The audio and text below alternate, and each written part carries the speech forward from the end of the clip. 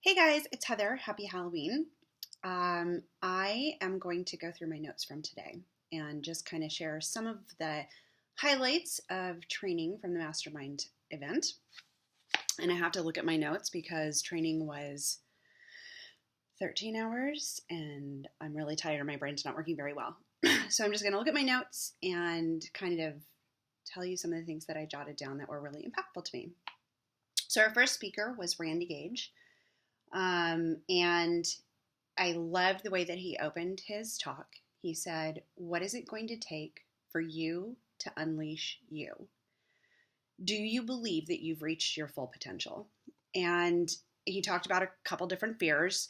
He said, most people, what's holding us back is fear. Could be fear of rejection, could be fear of failure. But his idea is that really a lot of us are afraid of success. And I think, that's not an unfamiliar concept, but I liked that he really went into detail and he talked about how pop culture really supports this idea that money is bad, poverty is good, being poor is noble. One of the things that he said, he pulled a line out of Spider-Man that, the grandpa says, or the uncle, somebody says, well, we may not be rich, but at least we're honest. And he said, the message in that is that you can't be rich and be honest. And so he just really encouraged us to think about, from a critical thinking perspective, what are our beliefs about money? And, most of us, I think, are pretty comfortable saying, oh, we want this and we have our whys and we've really gone through that work. But it's really difficult, at least for me sometimes, to be able to tease apart, I'm going to talk about Deanna's talk later. She talks about if we know what to do and we know how to do, why don't we do? And I think that Randy's talk goes to that a little bit of, what is it that we're afraid of and what do we think it means if we want financial success, if we want abundance. So it was a really phenomenal talk. And one of the other quotes that I wrote down, he said, oh, well, I'd love to be rich, but I'm not going to change. And so he just reminded us, which I think everybody in this group is super committed to anyway, which is that if we want to become something different, we have to study new things and learn new things and become a different person. If we want our life to be different, we have to become a different person. I'm just going to read this because I don't remember it right this minute. But I'm going to assume if I wrote it down, it was important. 3 things to know about fear. I love this. There is no such thing as a fearless leader. This was, after the video that I left for you guys last night, I think I cried at about 70% of the talks today. And this was the first place because this idea that in order to be successful, in order to be a good leader, you have to be fearless. And he said, there is no such thing as a fearless leader. There are only leaders who face their fear and win. They didn't quit because of the fear. They succeed because of their fear. Number 2, action kills fear. I've heard that quite a few times. And number 3, we've heard this a lot. Nobody ever has a breakthrough in their comfort zone. So I think the thing that I loved the most about that talk really was the idea that there isn't any such thing as a fearless leader. It's easy for us to see who people have become on stage and think that, and have a disconnect between where we are and where they are. So I just liked that. And several of the leaders got up and talked about how intimidating it was to speak at the Mastermind event and to speak to other Mastermind event attendees and in front of other faculty members. So there was some level of comfort in the fact that regardless of how far you grow and regardless of what level of success you reach, there's still fear there. And the success isn't being fearless. It's really continuing on in spite of the fear.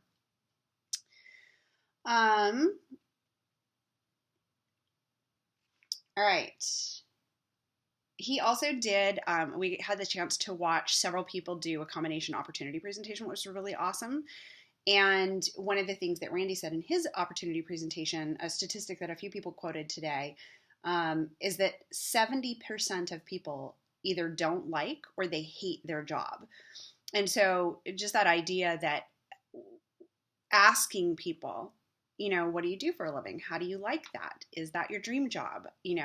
Are you moving up? Just really getting information from them. Again, same principle as the guest profile, but asking them questions about how they make a living and whether or not they're happy with it, because that provides us an opportunity to serve them according to how they're feeling and what they want. All right, moving on. Some of the stuff I'll skip over tonight. I just want to kind of give you a little bit of an overview, but some stuff you'll find incorporated into training over the next several weeks. So the second speaker today was Sarah Robbins, and I have obviously seen her online. I knew about her, but I'd never heard her speak, and I hadn't read her book. I think I'd watched a short video clip from her at one point in time. She was incredible. And aside from the fact that her talk was incredible, the end of her talk was probably one of the most emotionally powerful moments of the day, because she and her husband are opening an orphanage in December in India. And the orphanage will feed, educate, and care for emotionally 100 orphaned children. And the video that they showed, I think we know a lot of people in Arbonne do the same thing too, where they really give back. And our success line, or my success line, my upline, supports several orphanages. So there's a lot of that happens. And it just was incredible to hear her talk about the power of what it feels like. And you may have seen that I posted maybe one of my favorite quotes of the day, or just the favorite ideas of the day, is that other people's success and other people's welfare, other people's blessings are tied to our persistence. That if we really commit to continuing on this journey, to continuing on this path, to being better, to becoming successful, to getting rid of whatever's standing in our way of becoming financially abundant, that we will have the opportunity then to serve others. And now I'm wondering if that was actually last night that I saw that video. I can't remember. No, it was today. It was definitely today. I'm going to find that though, and post that, because it's incredible and I want you guys to see it. And the next speaker was Wes Linden, who is from the UK, and he was on last year, or the cruise that I went on a couple of years ago as well. And he, we talk about this a fair amount in our group and in my marketing stuff anyway, but he said it a different way, and it was really helpful to hear it a different way.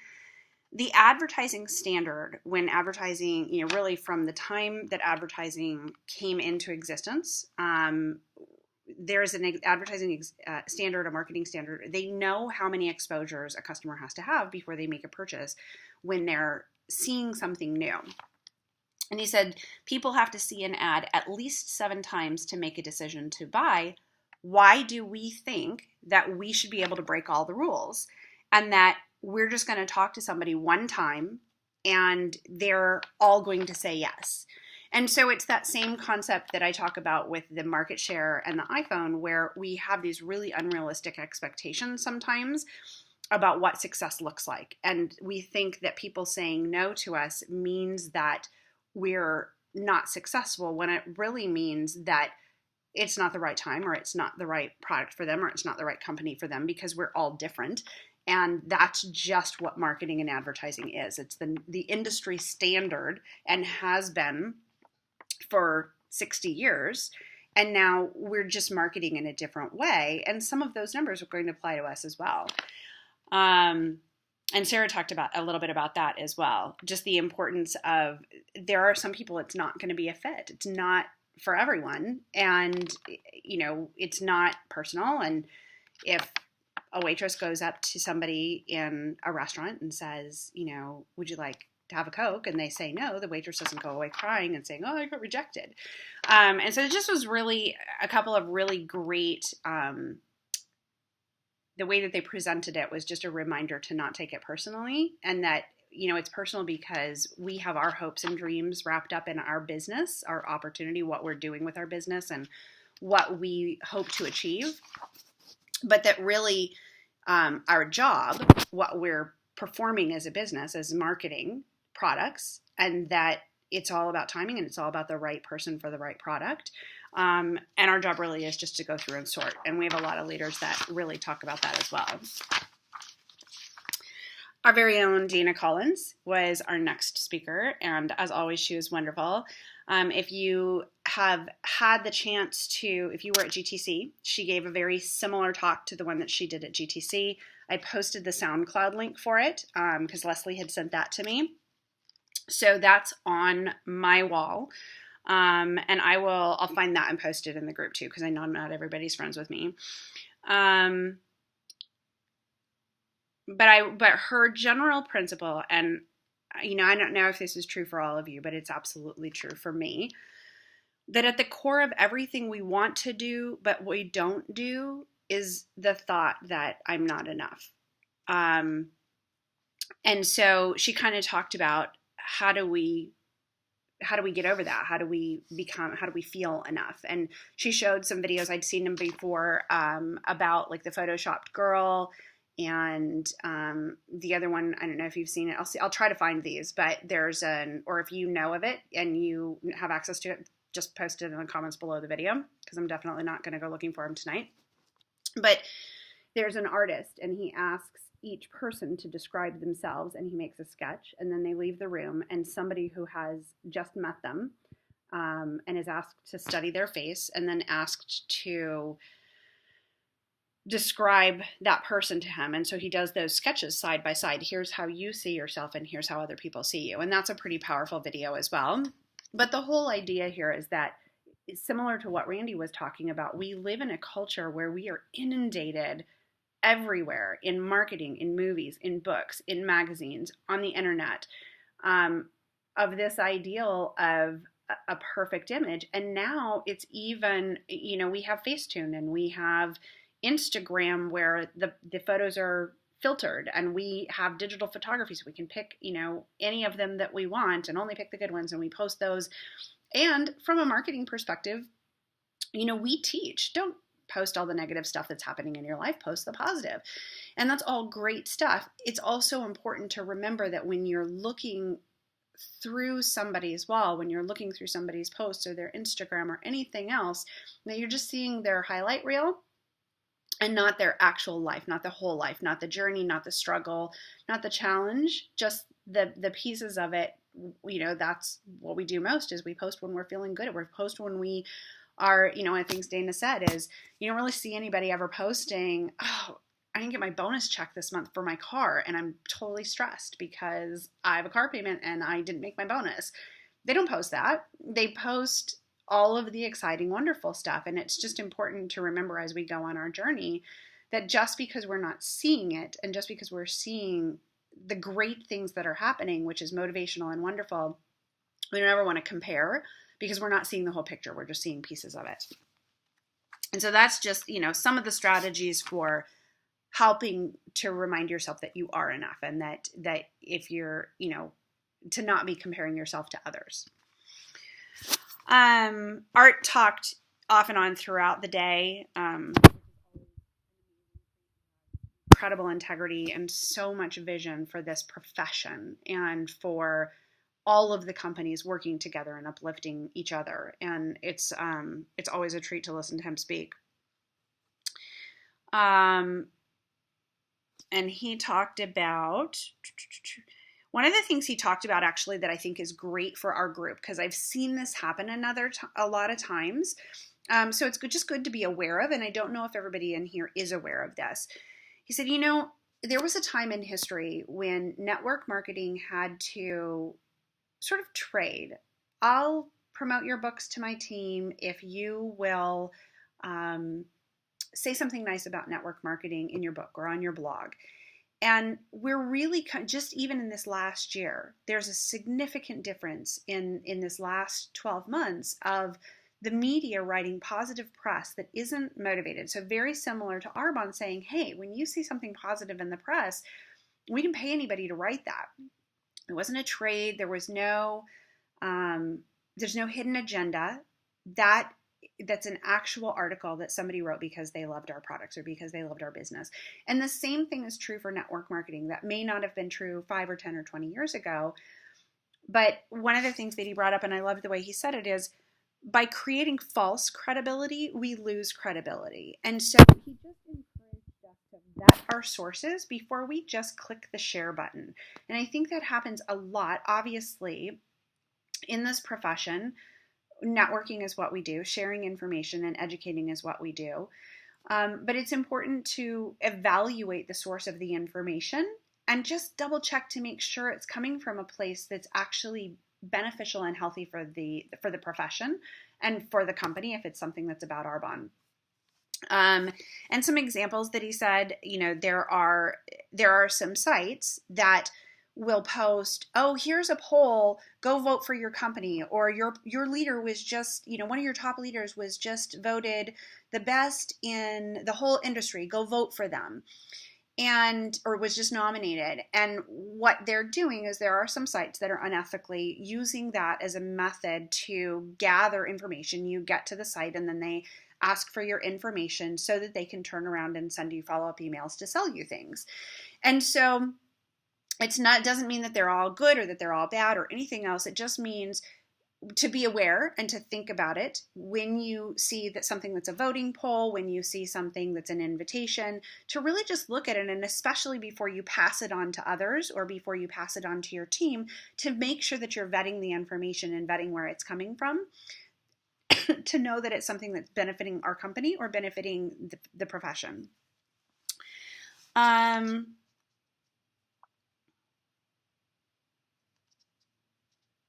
He did a really cool thing about music and meetings, but I'm not going to tell you anything about it because you will see it applied at Sandra's car presentation when we post that video. So we got some great ideas about questions to ask people. I'll go through them very quickly right now, but you'll see probably some changes on the consultant profile. Asking somebody when they would like to retire, and there's check boxes, 1 year, 2 year, 5 years, 80% of people say 5 years, or 10 years. And then the next question is open-ended. What's your plan to achieve this goal? And it's really important that you let them know, this is just for your purposes. Nobody has to see this. It's just for you to go through the process.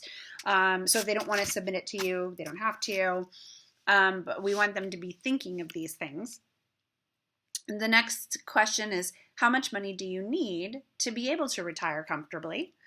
$1,000, $2,000, $3,000, $5,000 or more. Believe it or not, most people say $2,000. And so what's your plan to receive that monthly income within that amount of time? And basically what he was saying is really what happens is they can check a box, but when it comes to describing the plan to accomplish that amount of money in that amount of time, most people don't have a plan. And it really starts to get them thinking of, ooh, I don't actually have a plan for that. And maybe I should listen to what this person has to say about their opportunity. And then how much money do you need to invest to receive your desired monthly income? And I loved this because he gave me a trick and I'm sure a ton of you have probably seen this because I think there were some people in Arbonne a little while ago that probably did things like this, but I hadn't seen it for a while and I didn't remember it. Excuse me, sorry about that. Have you guys balanced on my knee? Is that if you multiply their answer to number 2, so how much money they need to retire comfortably, and you multiply it times 200, that will give them the approximate amount that they need to have invested at a 6% return to have that monthly residual income.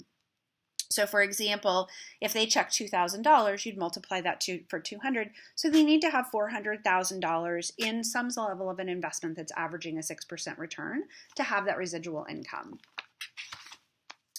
And you can do that backwards to determine your net worth. So whatever your paycheck is on a monthly basis, you multiply that times 200. And now you divide that by 200. Yes, you multiply that times 200, and that's your net worth from your network marketing business. So a couple cool tricks there. The next speakers were Hildy and Orion Sally, same ones I couldn't pronounce last night, even though I heard it like 3 times today. And I will probably, I just love the way that Orion talks about ambition. And so I'll probably turn that into actually a longer training for one of our trainings that we do after our Wednesday opportunity presentations. Because it was really good and it was unique. I hadn't heard it before, so I really liked that. So we'll do that then. I'll leave that for later. And then Hildy talked about the difference between professional and amateurs is deadlines. And what she talked about, this was helpful for me because I'm kind of allergic to deadlines. I don't like deadlines very well. Sometimes I'll force myself into them if I have stuff that I know needs to get done for VirtuallyENVPs, but it's definitely outside my comfort zone. We'll put it that way. And she said the difference oftentimes between somebody who makes even small deadlines. So I'm going to get one customer per week. So not even a big goal, but that if you multiply that out over the course of time and you do that consistently, that usually the difference between people who work on a deadline schedule and they do it consistently versus somebody who isn't is about a multiplier of 10 in terms of how that affects their business over time.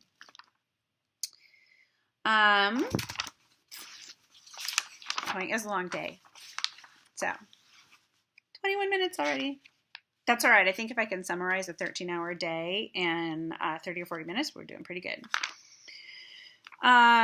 Big Al is hysterical. And what I actually think that I might do, because he's just funny, and I know a lot of you, we always kind of discourage you from worrying about verbiage, but he has some great little verbiage tips and tricks, and he presents in a really funny way. So I'm actually going to see if I can get him to be a guest speaker on one of our webinars, because really I couldn't possibly deliver it as well as he does.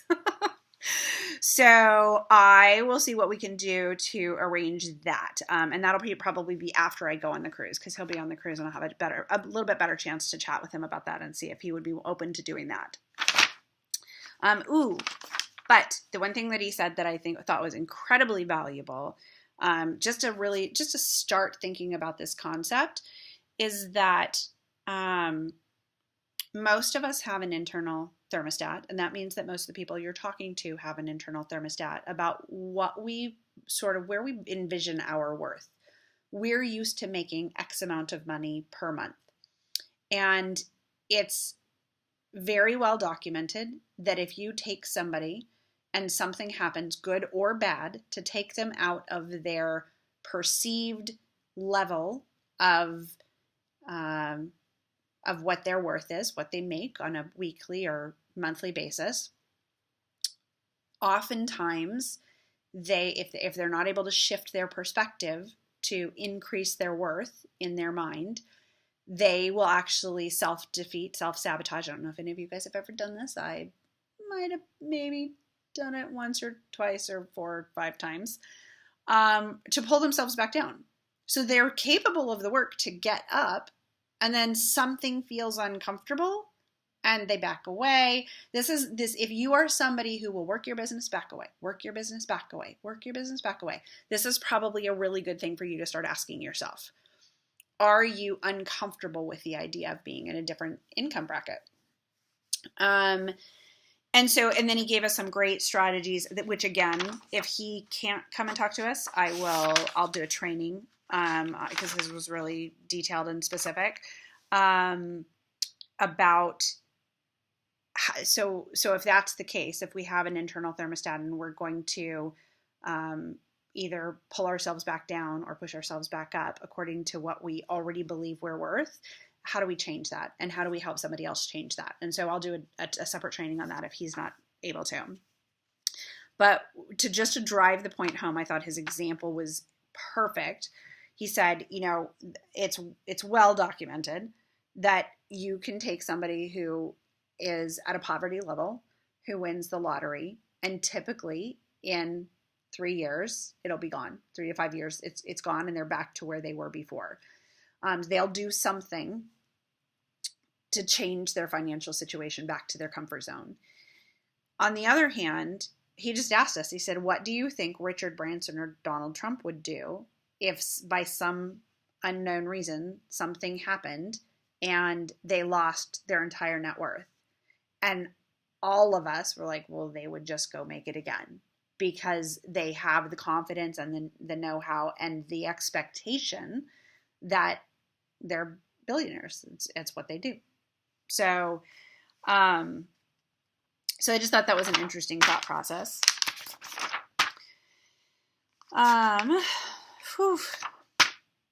Something that you guys can start thinking about, if you've had a challenge writing out your goals or writing out your why, there's a little trick that he wrote, or that he told us, about how to word something at the top of the sheet. So you're going to make a list of 25 down the side, and I will do this later when I get caught up and on sleep and everything else.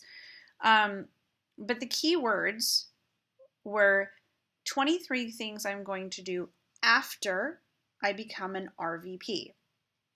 And the reason that after is key is he said a lot of times people have a hard time even visualizing what they would do because their subconscious, as soon as they say, what would I do if I had $5,000? Their subconscious says, but you don't have $5,000, or you're not going to be able to get there, or, you know, whatever it is that are the voices in your head. And so he said, if you just change the word to after, what am I going to do after this happens? And most of us can be like, oh, well, after it happens, then I would do this and this and this and this. So I thought that was a neat little trick. And then we listened to several network marketing success stories. So to be a speaker at the event, the minimum requirement is they have to be making $1 million or a year or more. And then to be one of the success stories that's highlighted, they have to be making $50,000 a month or more, to just under $1 million. So I'm just going to go through some quick little quotes. I think I probably actually posted all of these. You know, one of the things that Darnell Self said, and I can really relate to this, is that sometimes we get encouraged to really focus on our why in one way or another. Well, what would you want, and what would you do, and what would you do for your family? And some people aren't motivated by what they get for themselves, or even if they want things for themselves, they're not comfortable wanting something for themselves. And so there's a block there that keeps them from working for those things for selfish reasons. But if you talk to them about what they would want to do for somebody else, then that becomes something. And so really his message was figure out what it is that drives you and write those things down. Know those things, because that's what's going to get you into activity, which is what leads to your success. I know I posted this quote because I loved it. I thought it was really powerful, is I'm going to make the difference for the rest of my family tree. That we all have the power to do that, to decide we're the ones. That whatever has happened in our family up until now, we have the power to be the person that changes not just our family, but our family tree. Our family tree, the generations, the legacy that we leave behind us for an entire, multiple generations. That's an incredible thing to think about. And then I loved Shauna's quote. She said, I believe that you can't feed the poor when you're one of them. And this comes to putting your own mask first before you put somebody else's on. Many of us have the desire to do something purposeful and to do something that matters in this world. And it is significantly easier, and we can do things on a larger scale if we have the abundance and the time to be able to do those things.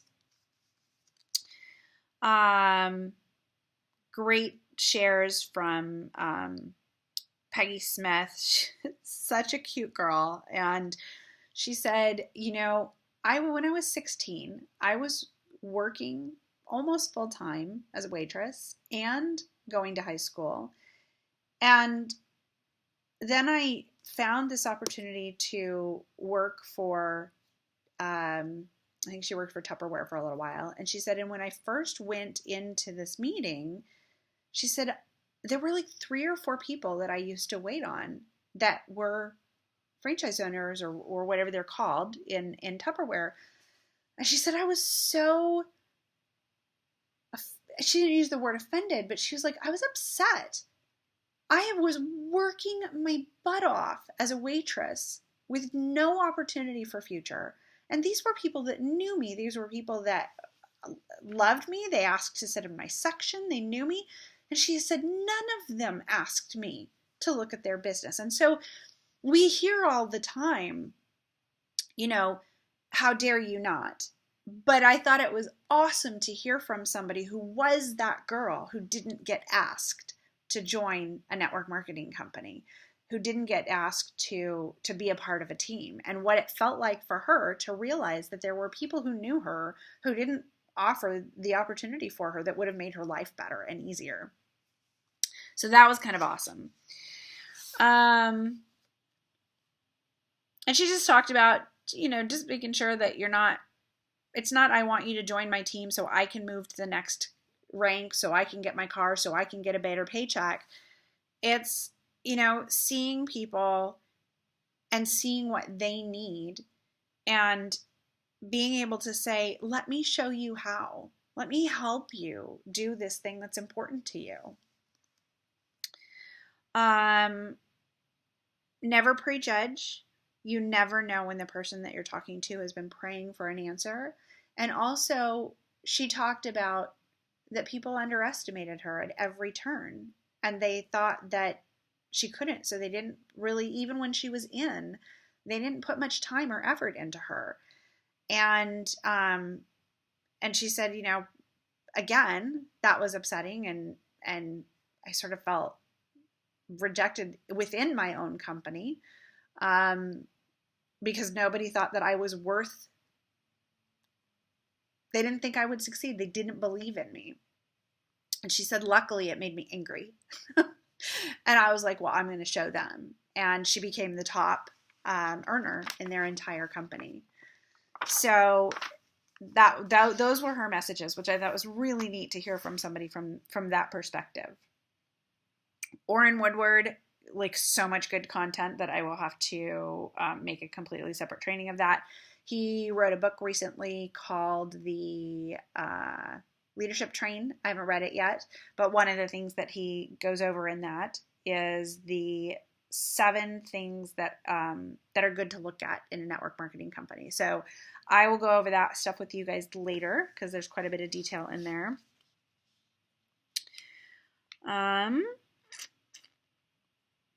I loved this. He said, don't overhype your business. Success, like the high level success, we're talking like, NVPs in our group.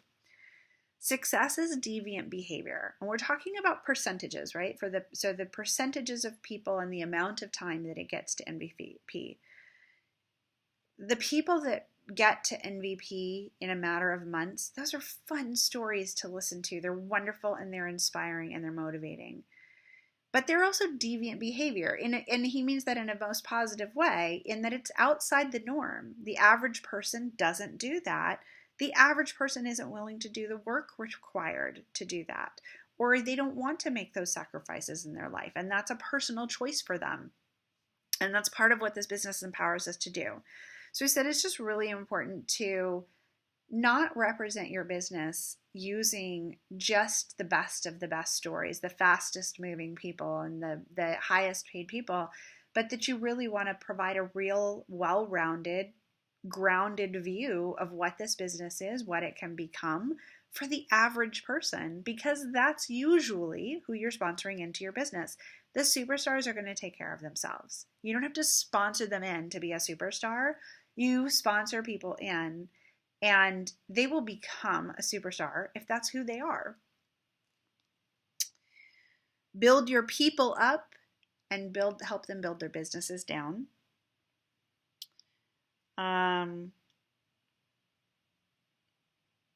What else?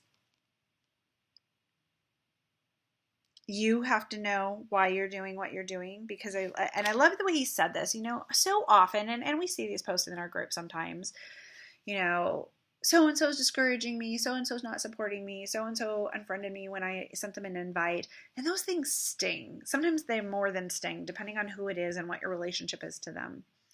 But I loved the way he said this, that you gotta know when you're doing something that's different than most of the people that you know are doing.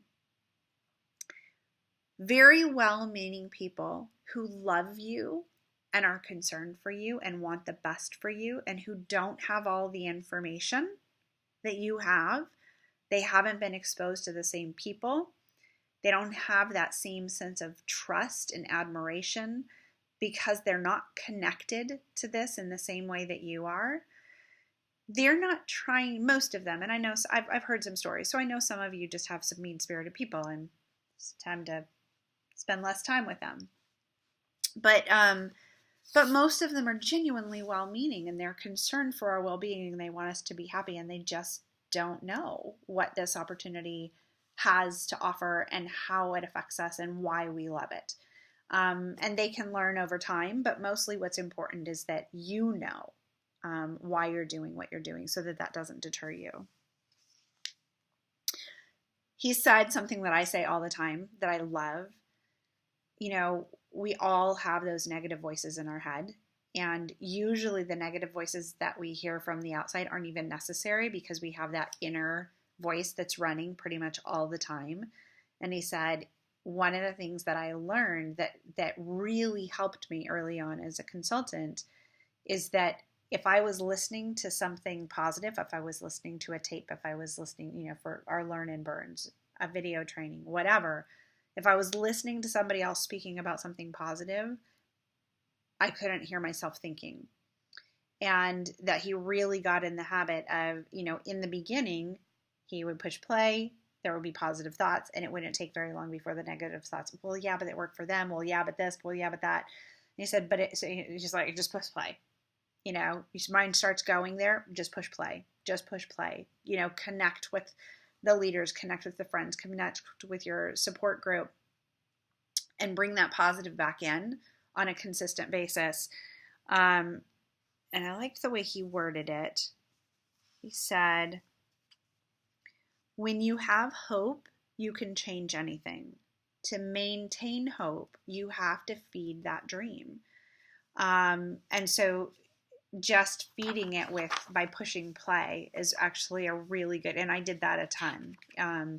You know, there were days, not all of you probably know, some of why we have VirtuallyENVPs is because of some health stuff that I've gone through.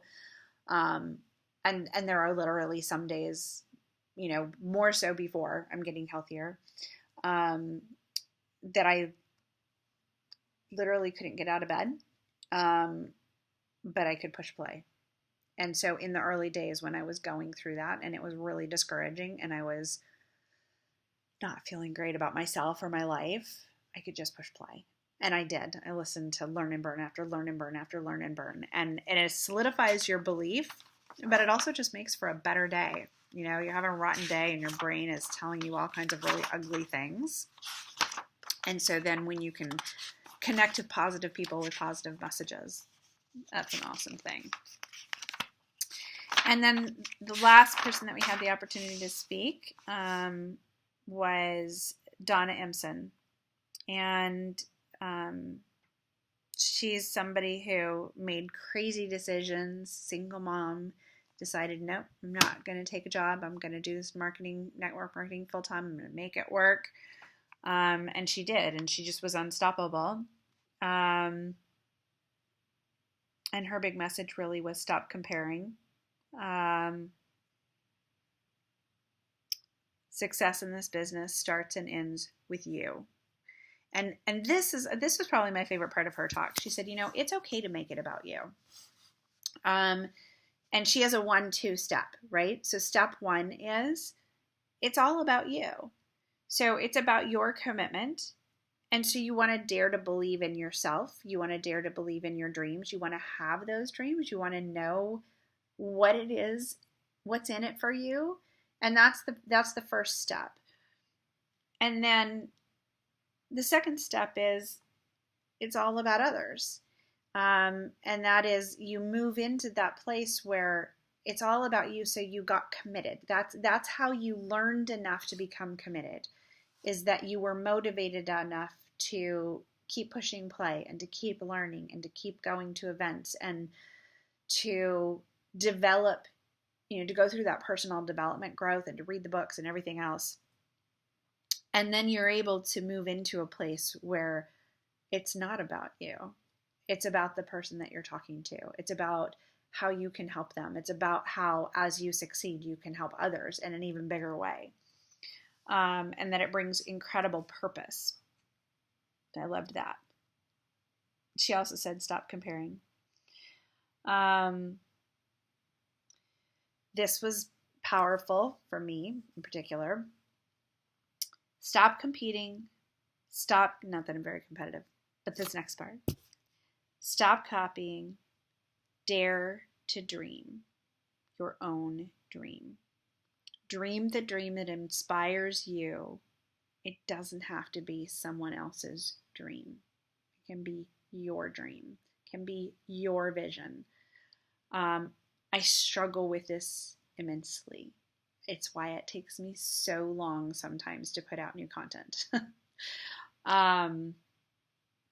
Because I think it is still a struggle for me to feel like I have a right to have this dream within this profession because it's different. And that's different than the messaging that we get. And she said, and this was a little bit of a wake-up call for me and a perfect way to end her talk, take responsibility for your own dream and bear the weight that comes with that. So there's an acknowledgement there that it is sometimes hard to have your own dream and to want what you want, the way that you want it, and that to have the courage to bear that burden of having your own dream, of having it not match somebody else's, of not having the comfort that, well, my dream must be okay because other people have that same dream. So that was really good. And she ended it on, it can be painful. In fact, I think they pretty much all said it is painful to get to the top of a network marketing business or to get to the level that you're looking to get to next, just to push through the fears to even get your first client or your first business builder. It's hard and scary and painful. But she said when you push all the way through to where you're living a life that probably is even more than you could have dreamed of, she said it's like childbirth.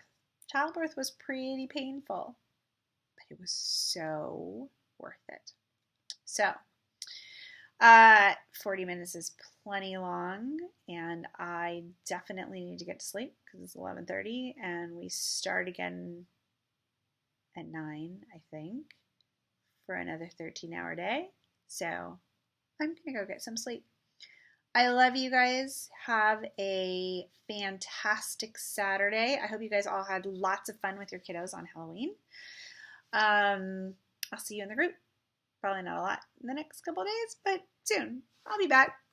Love you.